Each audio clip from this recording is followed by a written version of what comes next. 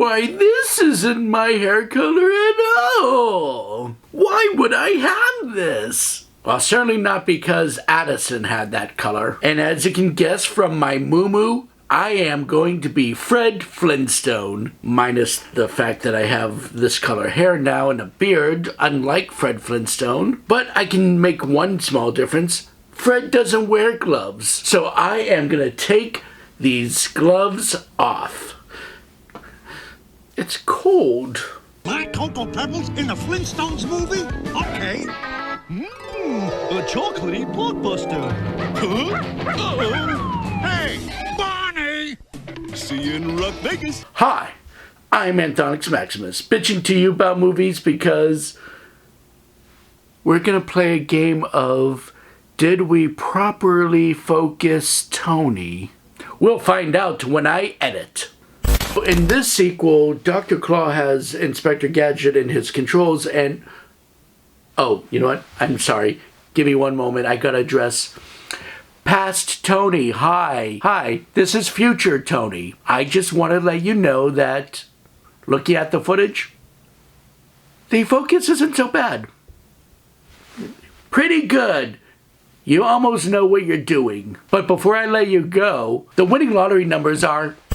That's right, folks. We are going to discuss another Flintstones movie. A sequel to one I've reviewed already. Well, it's a sequel in the sense that it came out afterwards, but really, it's a prequel. This one is The Flintstones in Viva Rock Vegas. Since I've already reviewed the original, that means I don't really have to give much information about this movie. I've already gone over the history of the Flintstones from the cartoon and the original film, so really all I have to do is just discuss the fact that this movie came out April 15th, 2000. And it's a prequel to the original movie because, thank you George Lucas and Star Wars Episode 1 The Phantom Menace, the first movie Fred Flintstone, John Goodman at the time, already talked about how he met Wilma, but no, we have to visually see how he met Wilma. And guess what? We even get the character that everybody just freaking likes. The Great Gazoo, the alien creature that had no business being in the original cartoon, makes his theatrical debut here. But don't you worry, because the director of the first film is back to direct this movie. Why did he agree to direct this film?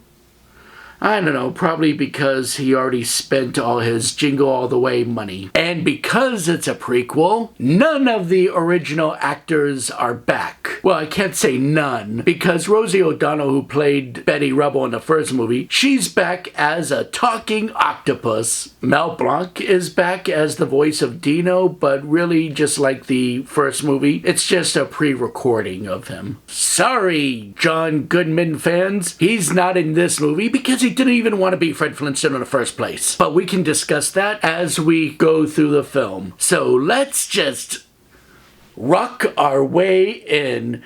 Look, I'm not going to be good with a Flintstone pun, so let's just go.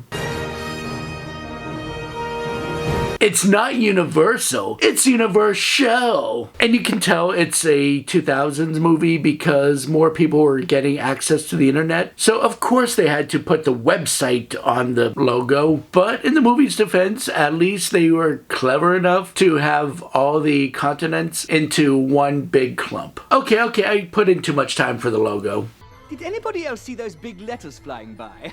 Oh, you caught that too. That's fun. That's meta. Meta. And that, my friends, is the Great Gazoo, played by Alan Cumming. In the original cartoon, he was voiced by Harvey Korman. I've had my opinions of Harvey Korman before. To me, I don't think he was that funny back then, but in his defense, I do like him in small doses, like Blazing Saddles. And Harvey Korman also plays Wilma's dad in this film. You'll see. Yes, the Great Gazoo. Gazoo was a character that debuted in the episode called The Great Gazoo in October of 1965. Basically, he was the Flintstones version of Jumping the Shark.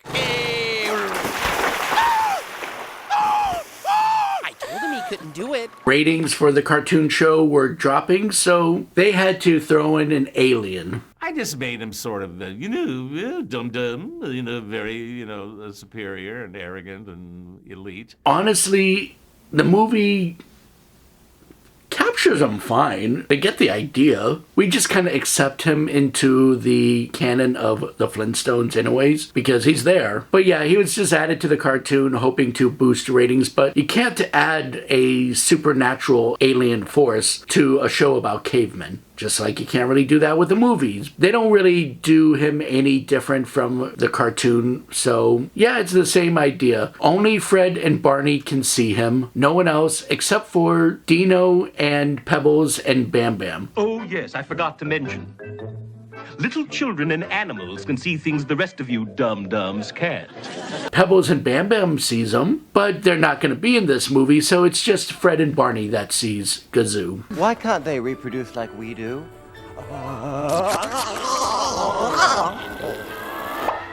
Nope, that's not disgusting and disturbing at all. Although in the politically charged Flintstones comics, Gazoo does exist as an alien, except for he doesn't float around. He's actually human-sized, and he does experiments with drug distribution. We are sending you to a planet with virtually no civilization for you to muck up. Please, no, anything but... For his incompetence, Gazoo is exiled down to Earth to study humans, specifically the mating ritual of humans.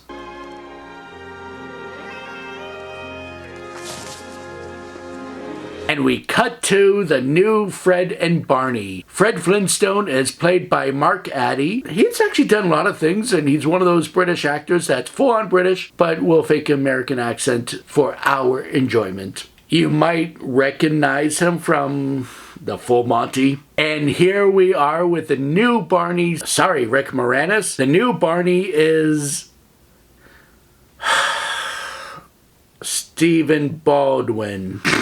His picture. Yes, Stephen Baldwin, who was once funny and enjoyable, now is just kind of sickening because he is such a MAGA bootlicker. And ever since he was born again, not that there's anything necessarily wrong with it, but he's a bit of a, well, he's a silly fanatic. A silly, churchy fanatic. So long to Biodome, hello, whatever Christian movie is out there. I don't really have much critique on the dinosaurs themselves in this movie. I mean, yeah, it's more CGI than practical effects and machinery, but it's not the worst. It's more of a childish family movie, so don't expect Jurassic Park level of dinosaurs, but well, the dinosaurs are fine in this. And our leads, Fred and Barney, are studying to work the quarry, because that's the life of a caveman, working the quarry. So this is kind of like their school.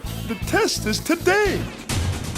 Today? So basically, Fred is learning to operate the dinosaurs like it's a crane, while Barney is sort of the mechanic of the dinosaurs. Hey, I got 3 stomachs. Cut me some slack. Fart jokes. You passed!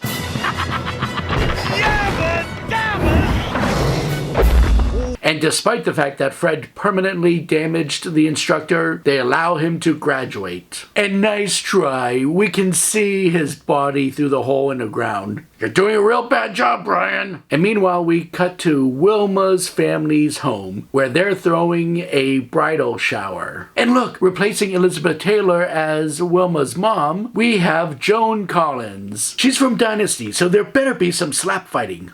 Miserable bitch!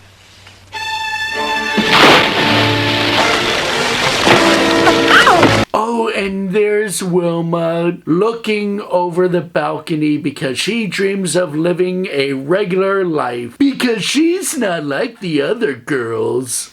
I think they're exactly like you and me. She's a rich girl that hopes someday some poor guy will marry her and make her poor. And she has to spend her life cleaning up after her husband. That's what Wilma wants. And taking over from Elizabeth Perkins is Kristen Johnson, best known for her part in 30 Rock from the Sun. 30 Rock. Third Rock from the Sun. And, of course, Austin Powers, The Spy Who Shagged Me. I'm surprised they didn't shoehorn a Third Rock from the Sun reference. The word rock is in the name. That's its own pun. What do you say we go for a drive? To the club. Bowling? Because she's not like the other girls. Even though in the cartoons and the original movie, Wilma seems to resent bowling. Isn't she the best? Oh, yes, she is.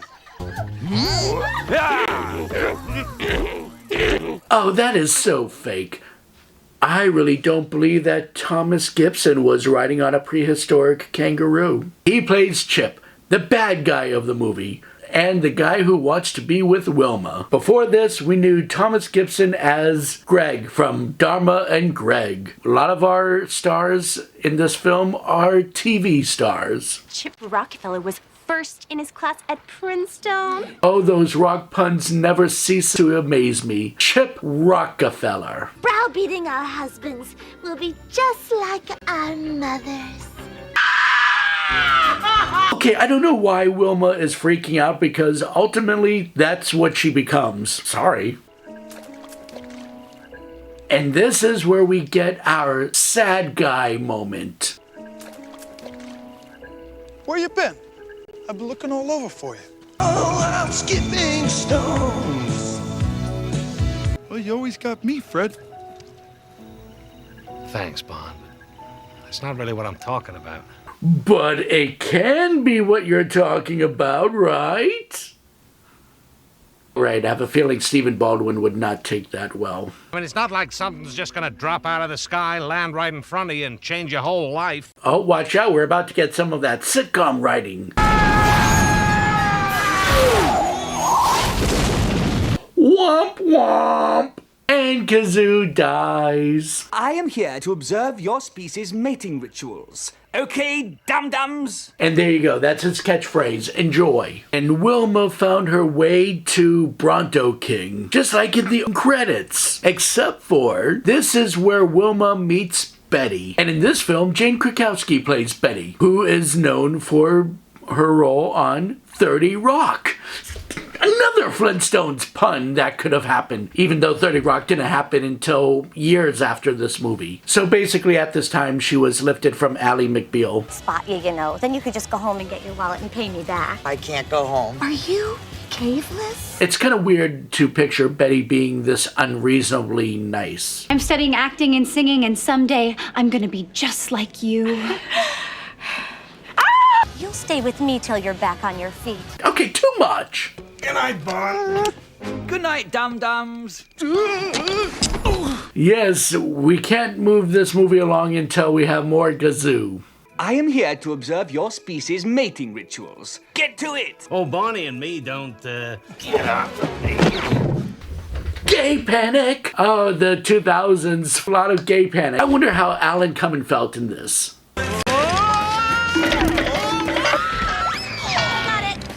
This movie lifts that Hanna-Barbera sound effect.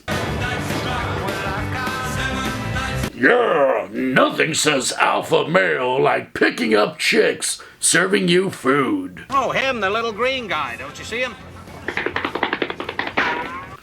See, only they can see him. Silliness. What do you know? This is the moment where Fred is head over heels for Betty, and he's at a loss for words. Oh, you want a date? I gotta say, so far, the actors playing these characters, they're not bad. They're just putting a bit more dimension to the characters that we know, which is fine. It's just, you know, it's an interesting take. I don't hate it. Okay, Mark Addy, you gotta stop sounding like a creeper right now. And here we are the next day as Fred is courting Betty and Barney is courting Wilma. I know they did it on Robot Chicken, but I would love to see the dinosaurs just revolt against the cavemen. Look at this. This is embarrassing for everyone. I've had just about enough of these lazy using us as slave labor. The uprising is upon us!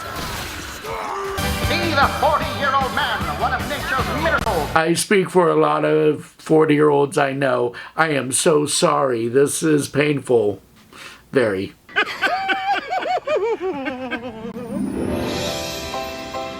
Oh, they're falling in love because they're both good at their laughs. Ah, and Fred is stuck with Wilma now. Another lie. I brought this up in the Flintstones movie review. I'll bring it up again. According to this movie, this is how they met. But according to the Flintstones movie, Fred explains that he met Wilma at some kind of food eating contest. She was working at a restaurant, and I won this all-you-can-eat contest, and she was the one to clean me off. But if you go by the original cartoon, Fred and Wilma actually met because Fred, Wilma, Barney, and Betty worked at the same hotel. Damn it! I can't trust anyone in this world. And I certainly cannot trust Brian Levin, the guy who directed the last Flintstones movie, just lied to me or gaslighted me on the origin of how Fred met Wilma. You're a bad man, Brian. Bad. You could hit the broadside of a brontosaurus. Okay, we do have a character from the first movie appearing in this movie. They don't exactly come out and say he's Joe Rockhead, but he's Joe Rockhead. Mostly because they didn't say his name in the first movie either, so let's just pretend he's playing the same character. You don't see her face, but that's Kristen Stewart. I'm not even joking. That's actually her before Zathura and Twilight. And because it's Fred Flintstone, we gotta get a bowling moment.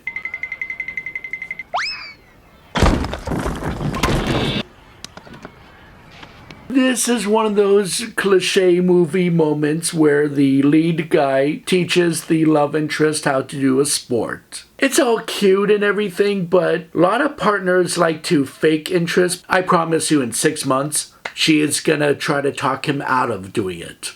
Fred, would you mind if I left with Betty? No, not at all, buddy. Hey, take the car. And lucky for them, everyone's all good with the swapping. Wish I'd brought something to drape over my shoulders, you know? Even though this movie isn't really as good as the first one, it does have its moments where you could tell the writing was actually more mature in some parts, so it was more enjoyable for the adults and kids this time around. And here we are with Baby Dino, voiced by Mel Blanc's recording. Well, see, that's another inconsistent thing. According to the Flintstone kids, all the characters went to the same school together as kids, and Dino was there too. Everyone's lying. I'll never get that back. I like how they're shy and awkward like they're 18, even though they're played by people who are probably 30.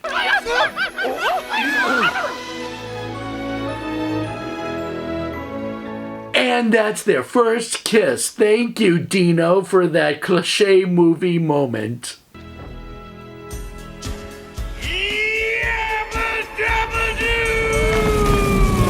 Ew, Fred just had a massive orgasm. Oh, and now we get a montage of them being boyfriends and girlfriends. You got the music and you don't let go. I have to sing this song because YouTube sucks. Oh, great. We get the origin story of Wilma's hair. You know, Wilma, you really should wear your hair up. But for the record, I do not approve of Wilma and Betty doing blackface. Something I've been meaning to tell you, and I've been real scared, but I think now's the time. Ooh. Okay, great, convenient moment for the door to knock. You know, right as Wilma's about to tell Betty that she's not actually poor or caveless, but she's actually from a wealthy family. Don't know why this was such a secret plot point. Like, just, if she had just told her from the beginning, it just would have been a whole... It's unnecessary. She's been very good to me. Oh, and I've been a regular Joan Crawfish.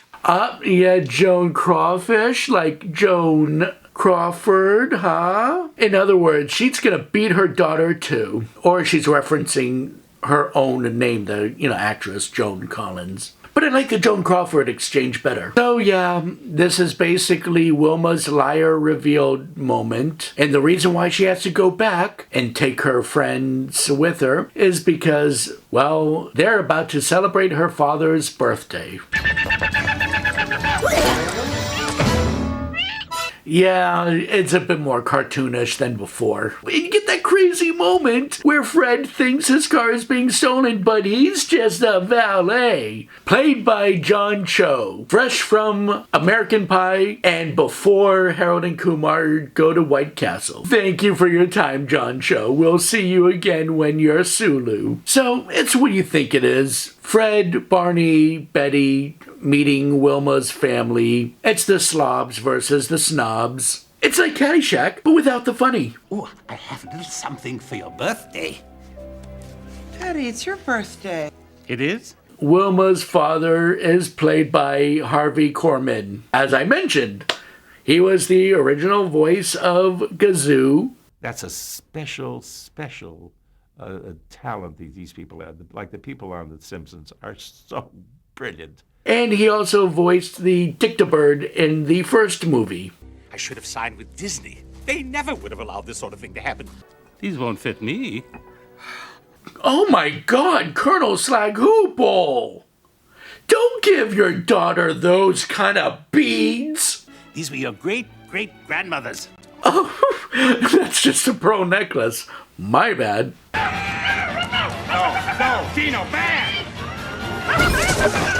Oh, here comes the classic Beethoven antics.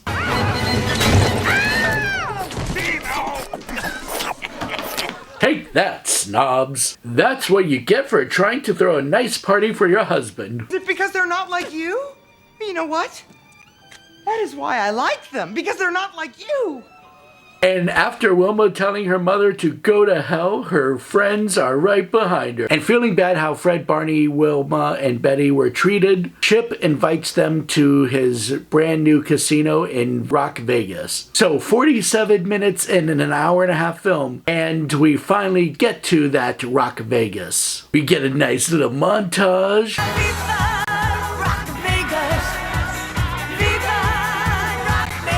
And they got the music playing, Viva Rock Vegas, sung by Anne Margaret. You know Anne Margaret, back from when I reviewed Santa Claus 3. Oh, you kids know about Anne Margaret, don't you? Yeah.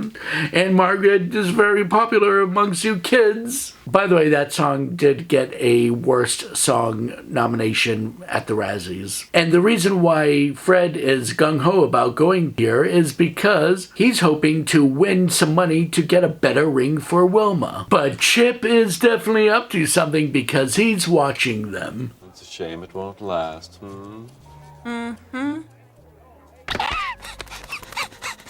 Well, that explains how cave people are able to control television with a remote. Still doesn't explain the electricity going on with a TV. You see, Chip wants to actually marry Wilma so he can get her family's fortune. But good thing for us, Gazoo is there. There's no reason for him to be there. He is there because the plot says so. What can I do for you, gentlemen? The boss wants his money. Ooh, the plot thickens because now we got Rocco and Rocco, two gangsters that are trying to get their money back from Chip because Chip owes their boss money. Their boss who we never see, by the way. Really, I think they're based on the characters Rocky and Slick. Rocky and Slick were characters from the animated TV special Holly Rockabye Baby. That's the one where Pebbles and Bam Bam become parents. Kind of weird that we have Rocco and Rocco, who is supposed to be inspired by Rocky and Slick, who themselves were inspired by the Looney Tune characters Rocky and Muggsy. And saying this out loud, I realized the whole idea of Fred and Wilma being in Viva Rock Vegas, which, spoiler, they end up getting married there, is that this is kind of the same plot as the other animated TV special, I Yabba Dabba Do. That's the one where Pebbles and Bam Bam run off to elope in Rock Vegas. Ha! She's tense. I just found out what calamari means. Rosie O'Donnell, who was Betty Rubble, now plays an octopus. Fun fact! Jane Krakowski was actually reluctant to play Betty in this movie because she was reluctant to take over the role that was played by Rosie O'Donnell. But Rosie O'Donnell actually sent her some flowers and a congratulatory card. The card saying, "From Betty number 1 to Betty number 2. Now yabba dabba do it." See, there was a time in our lives when Rosie O'Donnell was fun. Yabba dabba do! And there you go. Fred is becoming the thing that Wilma did not like Chip being. Greedy. The high rollers. Well, I was just getting warmed up, you know, building my bankroll. Bankroll? Please, I'll give you a line of credit. Oh yeah, that's not a setup at all. Roxy, would you show Mr. Rubble the buffet? It would bring me great pleasure. Okay, Stephen Baldwin, we see where your eyes are going. There's not at all going to be any misunderstanding in this film. Waiter, over here! Let me. Waiter! Pie in the face. Watch what happens next. Let me help.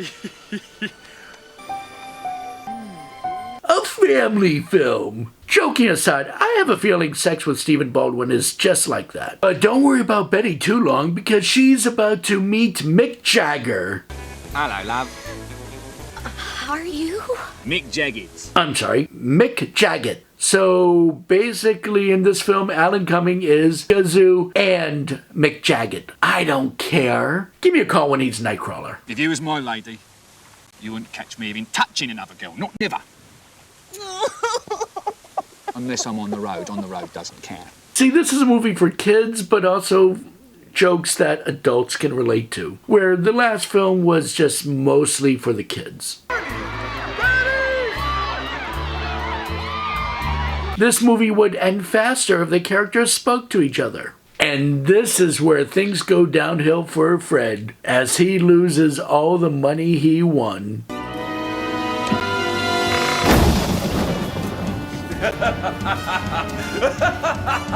That's right, Chip has a switch specifically for any game that Fred plays.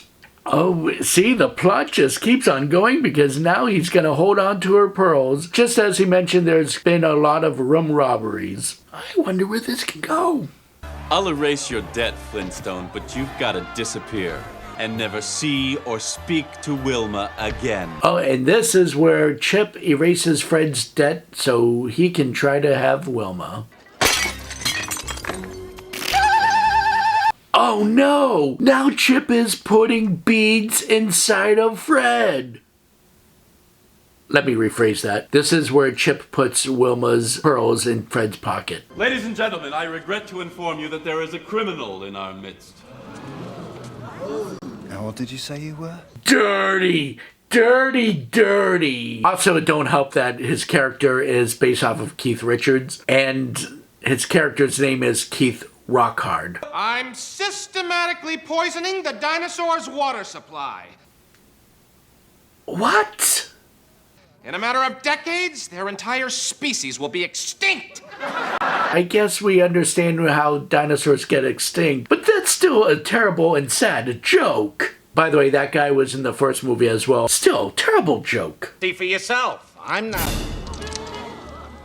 Oh no! Fred didn't steal the pearls! Misunderstandings happen because nobody talks. Little Rocco and Big Rocco are torturing Chip now. See, a little birdie told him that you ain't even dating the slag opal dame no more. Hey, I might be out of a job tomorrow. Brother's gotta have a little nest egg, you dig? Of course we get a wisecracking stereotype of a cartoon bird. But if the bride don't show, you'll be spending your wedding night with me. Ah, well.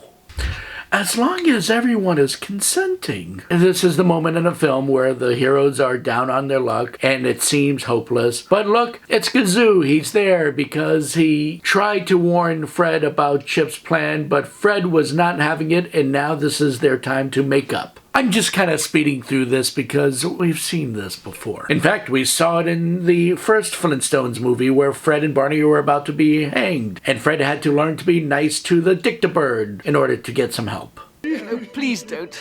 Not emotions. My race has prospered for eons without the slightest trace of personal emotion. I gotta say, this is kind of...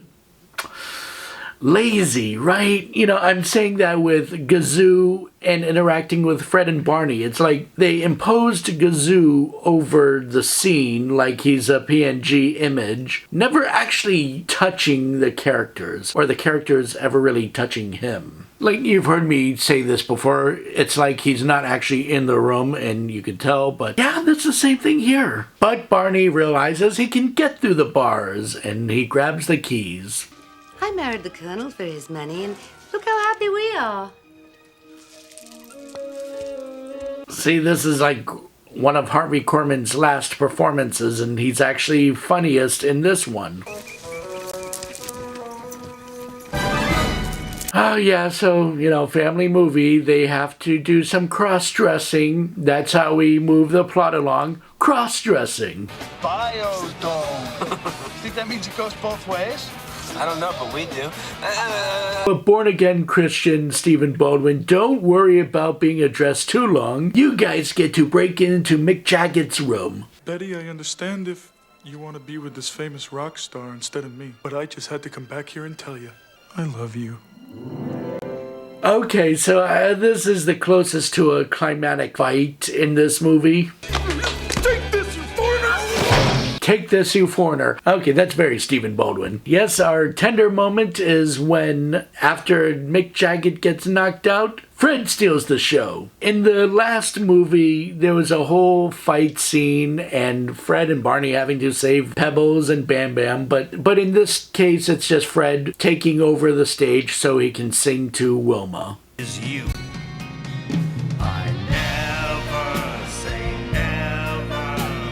Not a bad song, though. So there you have it. Fred proposes to Wilma. Yes. Chip is basically about to get his legs broken, and Fred and Wilma are getting married by John Stevenson. By the city of Rock Vegas, I now pronounce you husband and wife. You may kiss the bride. If you recognize his voice, you should, because he voiced Mr. Slate in the original cartoon. I'll present to you Mr. and Mrs. Flintstone. Meet the Flintstones. And look, everyone knows their theme song. Oh, and even Mick Jagger is singing as well, even though he got knocked out by them. Okay, and Chip and his right-hand woman there as well dancing, but they're cuffed. Not really sure why he's cuffed. I mean, there's nothing that really proves that he was a bad guy, just like there's nothing that really proved that Fred didn't steal the pearls. So, in fact, the movie doesn't even show that Gazoo is able to go back to his alien friends. So the movie just ends. The Flintstones and Viva Rock Vegas, even though the Rock Vegas part didn't really happen until the second half of the film, the film's budget was $83 million, and their box office total was $59.5 million. It flopped.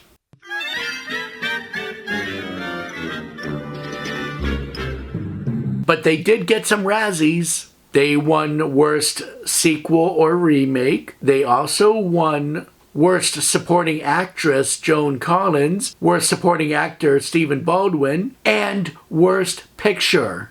Which, you know, take that information what you will with the Razzies. I mean, these are the same people that tried giving a Razzie to kids. Only we internet reviewers can make fun of kid actors, not you Razzies. Topico! And also this film didn't do so well because it got beaten out by the same weekend being U571, which is crazy because usually family films do better than regular films. Needless to say, there were no other live-action Flintstone movies. In all honesty, while this film is not really good, it isn't really good at all. But I actually didn't have a problem with the actors in this film. It really sucks that the Razzies called Stephen Baldwin and Joan Collins Worst Supporting Actors because they were fine. They didn't do anything wrong. I mean, I wouldn't have allowed Barney to have that kind of hair, but hey, it was the end of the 90s and the beginning of the 2000s. Jane Krakowski's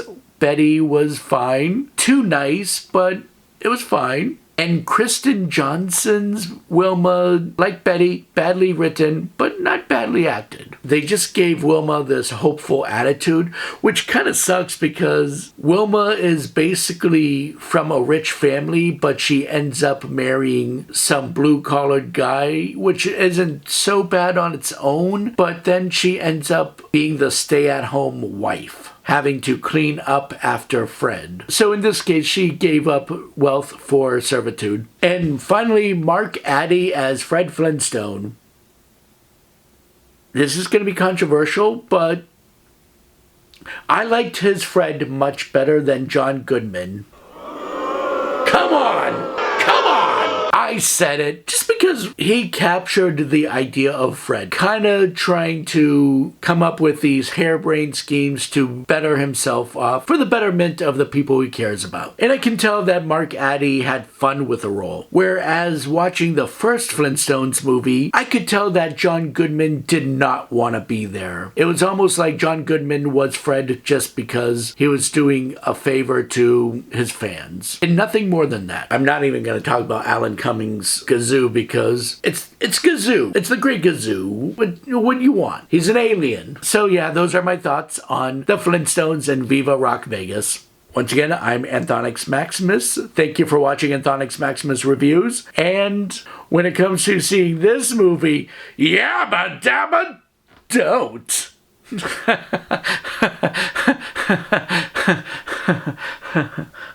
She says she wants to go back to our place and cook me breakfast. I don't know what we're gonna do until then.